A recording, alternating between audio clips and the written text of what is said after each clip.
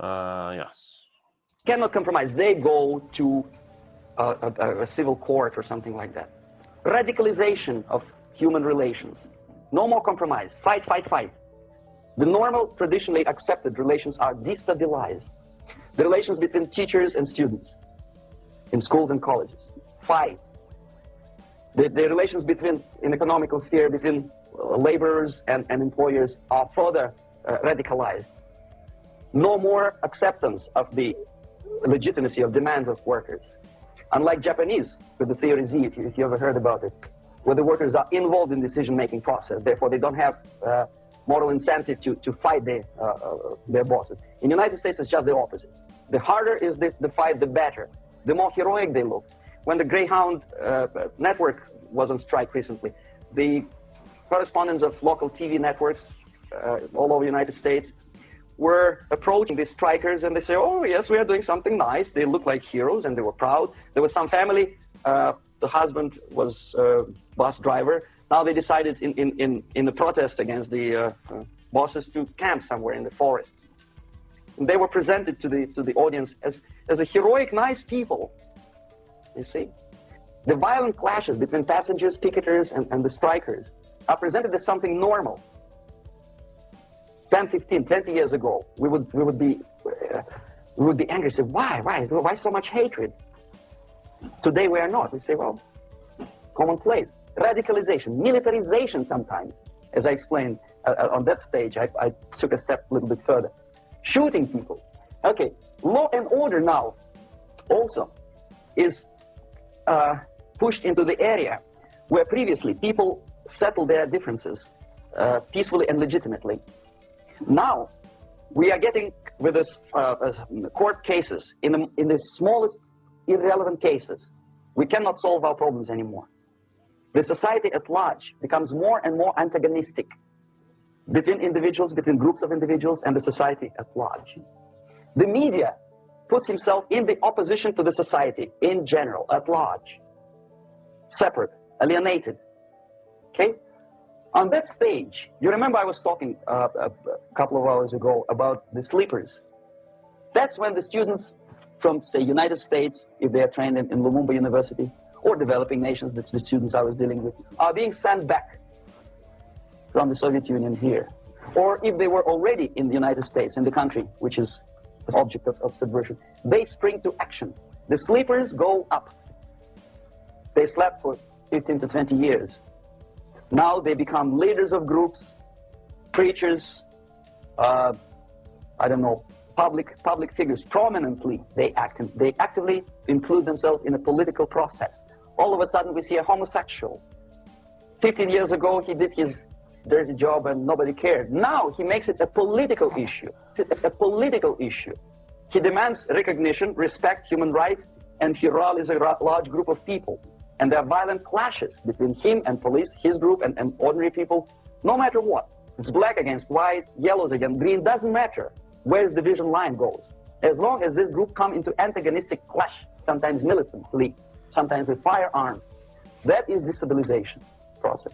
The sleepers, many of whom are simply KGB agents, become leaders of the process of destabilization. Doesn't mean that Comrade Andropov sends... And I should just mention, obviously, a little bit harsh what he said about gay people.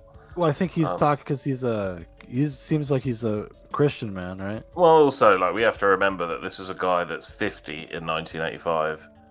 Yes, yeah. Well, 1989, and a devout Christian man from the USSR. He's not going to be the most trans-friendly, gay-friendly, LGBT friendly. But I think his point, I think he was using it as an example for a larger point about the idea that people start using their identities and politicize them to actually create strife amongst each other.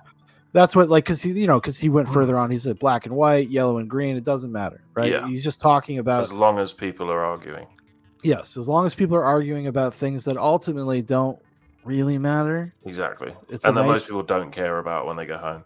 Yes, yeah. It's definitely it's a part of human nature that's always very annoying. And the reason that I stopped it as well at that point was the other thing he said, of course, was that at some point you will have agents causing the disruption. And obviously we have seen that. We now have proof that, there have been FBI agents in a few of the fracases that we've seen in the US. We know that there were some MI5 agents in some of the things that we saw in the UK. So we've now seen these agents. They're called I guess the technical term would be agent provocateurs. That's right. Yeah. People that go into otherwise peaceful events often, and then they break try to break a window. They try to start kind of mob mentality, try to start violence. Actually, there was tons of stuff like the people got caught, and people this has already probably been memory hold, but during the BLM stuff, I can't remember exactly where it was, but police officers got caught setting fire to shit. No, really? Setting fire to like AutoZone. I remember specifically. There was a guy with an umbrella and a trench coat that was trying to break a window, and I think he got found out to just be. I don't know whether he was.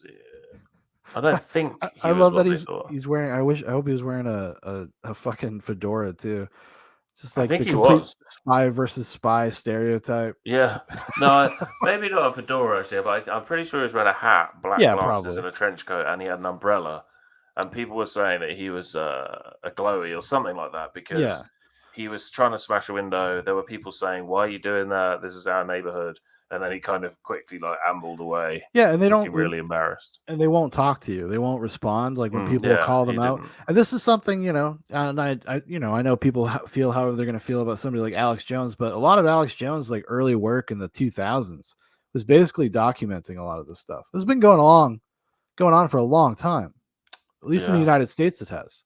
Lots of times, especially I remember when the Tea Party movement kind of got started in earnest. There was a lot of that stuff going on where people were caught, police officers were caught dressed in kind of almost like black, what we would look at as like black bloc gear, like, the black hoodies and the masks and the backpacks and the kind of that stereotypical image. They would get caught all the time because people know. A lot of times people know. They're just like, what the fuck are you doing? What are you doing? And they call them out. And it's bonkers, isn't it? It's probably been going on since forever, honestly. I bet it has, yeah. Comrade Ivanov, the United States. The person who takes care is already here. He's a respected citizen of the United States. Sometimes he gets money from various foundations for his legitimate struggle for, I don't know, human rights, women's rights, kid lib, prison lib, whatever. There are sympathetic Americans who donate their money to him. This stabilization process usually leads directly to the process of crisis. In case of developing nations, there's the area where I was active. The process starts when the legitimate bodies of power, the social structure collapse, it cannot function anymore. So instead, we have artificial body injected into society, such as non-elected committees. You remember I was talking about them here. Social workers who are not elected by people, media who are self-appointed rulers of your opinion, some strange groups which claim that they know how to lead society forward. They don't usually. All they care is how to collect donations and sell their own concocted ideology, mixture of religion and ideology. Here, we have all this artificial body claiming power. If the power is denied to them, they take it by force. In case of Iran, for example, all of a sudden we have revolutionary committees. What kind of revolution? There was no revolution yet, and yet they had the committees. They were taking power of judgment. They had the power of execution. They had the power of legislation, and that they had the power of judicial. All of them combined in one person, who is half-baked intellectual, sometimes graduated from Harvard University or Berkeley. He comes back to his country and he thinks that he knows the answer to all the social economical problems. Okay? Crisis is when society cannot function any more productively. It collapses, obviously. That's the word for crisis. So therefore, the population at large is looking for a savior. The religious groups are expecting a messiah to come. The workers say, we have family to feed. Let's have a strong government, maybe socialist government, centralized. When somebody put their employers on their place and let us work. We are sick and tired of going to strike and missing overtime and all that stuff. We need some strong man, strong government, a leader, a savior is needed. Population is sick and tired already. And here we are. We have a savior. Either a foreign nation comes in, or the local group of leftists, Marxists, no matter what they call themselves, Sandinista, a reverend or some sort, Bishop Muzureva, like in Zimbabwe, doesn't matter. A savior comes and says, I will lead you. So we have two alternatives here. Trump. Can I ask you a question? Yeah. So, he's describing like the savior, right? Yes. And he's kind of conceiving it as some sort of like left-wing authoritarian presence. Trump. Well, I guess you could say he was quasi left-wing for a long time of his life. But I think like some of the reaction, like, and I've said this before on my own channel a while ago. I've said it a few times, but I think that like I think these people will usher in the right-wing fascist of their nightmares by insisting that everyone was a right-wing fascist, and by destabilizing the country in this way, people are going to be begging someone to drop the boot. If it gets widespread enough, if the destruction and the destabilization is enough, where people will just be like, I want somebody to wrangle. I think that's an interesting point. I think it will either be one of two things. There will either be such a massive reaction. So we saw it in the last UK election, where although we ended up with a sort of a left-wing conservative, or at least a sort of centrist, if not centre-left leader, but in terms of people just voting against Labour, it was like a landslide 110-year thing. So yeah, either that will happen and you could usher in somebody that is extremely authoritarian, or you could have something that you kind of had in 1930s Germany, where they actually end up almost being hoodwinked into electing their own, what we used to consider like a hard right authoritarian, under the guise of left wing. That's that's true, right? Because they kind of launder this idea, being like, well, we can't be fascists because we're liberal. Exactly. And you're like, fuck you. Like, yeah. I think we need to broaden out the definition of fascist. Well, the definition just says often right wing, but it doesn't say only right wing. Well, it's probably, I don't know if they've changed it. They might have changed it to be like right wing, because you know how they do that shit where they go in and like quietly change the meanings of words. Yeah. I think they may have made it, because I've heard that argument so many times. Like, well, fascism is like a construct of right-wing personalities. Like, what do you call what's going on right now? Exactly. Yeah. The merging of corporations and governments, and I mean, even Antifa. I don't care what their name says. Like, to me, they are like a sort of fascist street army. They are. They're like state beating people who don't agree with them.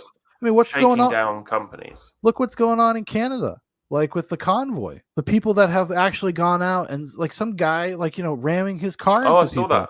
Yeah, he was part of one of those fucking groups. Yeah, I mean, like those, like it's so bizarre. It is so bizarre. I mean, I think a lot of those people they have like top level people that like send out the marching orders that like know what's going on to a certain degree. I'm sure they're under their own delusions. And then most of the people that carry out this stuff seem to be people with like suffering from some form of mental illness. I was just going to say that. Yeah. You see it happen over, and it's like taking advantage of autistic people 100%. and radicalizing them and then mobilizing them to violence. Yeah. It's insane. And nobody will address that. Nobody will talk about that. Yeah, like, you're like, why not? Have you seen their fucking, like, I hate to be this way, but have you seen some of the pictures of these people when they get arrested? Yeah, I did a video where we went through like 150 faces, and it's crazy, man. These are not happy, healthy young kids. They're kids that have been exactly what you said. They're kids that have been like commandeered by sort of wicked, idealistic, people. Yeah, because they don't know what the fuck they're out there. They don't know what the fuck they're saying. They don't know what they're advocating. Dude. They don't know what's going on. Like it's that slogan. It's that sloganeering thing, Yeah, and we've all seen the occasional video that gets slipped out where it's like a bunch of Antifa racially attacking a black person because they're not on their side. Yes, well, it happens all the time. Yeah, so if those people, where you cut them in half and it says, I am a left-wing activist, blah, blah, blah, and they really felt that way, they wouldn't be doing that. But they're not. They're just out there because they just want some violence, or they want to be able to bully people or push them around, or they've just got this kind of visceral hatred of red, white, and blue America. Well, there's just a primal aspect of being able to acquire and attain a form of power. Yeah. They get to have power over people by violent edict, basically. And they makes them feel good. Yeah. Everybody wants to feel like they're part of a community. Everybody wants to feel like they belong. So if you get people that are otherwise kind of maybe ostracized from normal everyday life, maybe unfairly, maybe it should be a wake-up call for people to treat your fellow citizen better. I don't know. Or maybe they just feel ostracized. Maybe they're not even ostracized, but they just feel like that. Well, that's true as well. Definitely if you're on the spectrum and then you're inundated with fucking propaganda 24/7 and that's all you consume, then you're going to ostracize yourself. Yeah. And then you're going to act like you're oppressed because you're ostracized. Self-fulfilling prophecy, if you will. I was going to say, it's just a vicious circle then, isn't it? Vicious cycle. An invasion. Okay? See how it goes? Civil war, we know what it is. Lebanon is the best example. The civil war, which was artificially implanted in Lebanon by injection of force of PLO, Palestinian Liberation Organization. Invasion we have in many other countries like Afghanistan. Name any East European country, it was invaded by the Soviet army. But the result is the same. The next stage is normalization. Normalization is a very ironic word, of course. It is borrowed from 1968 situation in Czechoslovakia, when the Soviet propaganda, and after them New York Times declared the country is normalized. The tanks moved into Prague, so there's no more Prague Spring, there's no more violence, normalization.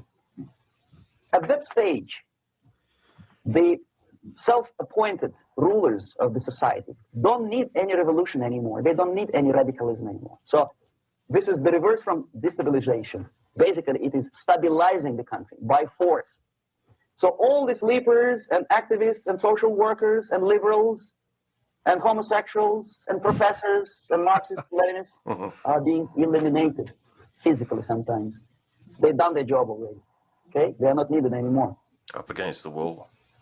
The new rulers need stability to exploit the nation, to exploit the country, to take advantages I think of victory. Okay? The term is leftists get the bullet too. Yeah. Because that's the whole thing. Once your usefulness is over, they have to get rid of you. Because they can't have you vying for position or power. No, absolutely not. And I mean, at the end of the day, nobody can or wants to run a country that's just made up of violent street mobs. No, not at all. So once they've had their use of you, you have to drop the boot a little bit. Even Joe Biden in America did that when it came to like federal buildings, right? Remember when Trump was president, they were like, look at the Gestapo, the stormtroopers. They were saying this on American media because they were trying to protect federal buildings. Yeah. From being looted, burned down, etc. But quietly, when Biden came into office, he sent the feds. Like, yep. Just nobody talked about it. Especially in the Northwest, didn't he? Yeah. Yeah. Yes. The Pacific Northwest. Yes. Yeah.